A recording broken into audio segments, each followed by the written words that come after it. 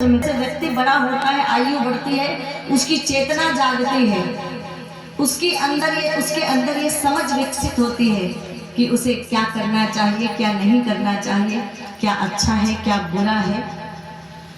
ये चेतना जब उसकी विकसित होती है, जब वो कर्म क्षेत्र में प्रवेश करता है, तो उसके पास दो रास्ते होते हैं। एक रास्ता बड़ा सुंदर होता है, बड़ा चमकदार होता है, दूर से बहुत अच्छा दिखाई देता है, सबको वैसा जीवन चाहिए होता है। धन संपत्ति, ऐशो आराम, मोटर गाड़ी। अच्छा, ये ऐशो आराम या सुख के साधन उपलब्ध कराने के लिए जितनी अनीति करनी पड़े, व्यक्ति तैयार रहता है कि भाई हमें सुख के साधन उपलब्ध होने चाहिए।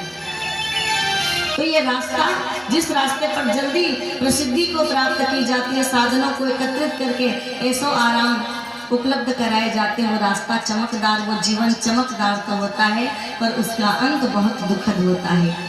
एक जीवन ऐसा होता है कांटों से भरा हुआ, तकलीफों से भरा हुआ, कष्ट और कठिनाइयों से भरा हुआ। महापुरुषों का जीवन, संतों का नहीं बताएंगे, कोई सुख नहीं होता, कोई आराम नहीं होता, कोई सुख के साधन नहीं होते। जीवन भर कठिन रास्तों पर चलना होता है, त्याग और तप करना होता है, लेकिन जीवन भर कठिन रास्ते पर चलते हुए जब अपने जीवन लक्ष्य के नजदीक पहुंचता है, तो जीवन लक्ष्य को प्राप्त करके बहुत आनंद को प्राप्त करता है। जो इस संसार में सुख पाता है, उसका अंत दुखद होता है, और जो इस संसार में कठिन रास्तों पर चलकर, जो तप साधना करके, जो सच्चा जीवन, ईमानदारी का जीवन जीकर कठिनाइयों को पार करते हुए अंत में वो भगवान को अर्थात आनंद स्वरूप परमात्मा को प्राप्त कर लेता है।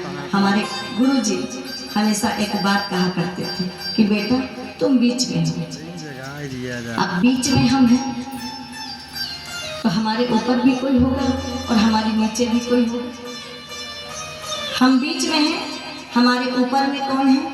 हमारे ऊपर में संत महात्मा हैं, महापुरुष हैं, देवता हैं, कि जिनके जीवन में केवल आनंद है, क्योंकि उन्होंने अपनी अंतरात्मा में परमात्मा को प्रतिष्ठित किया।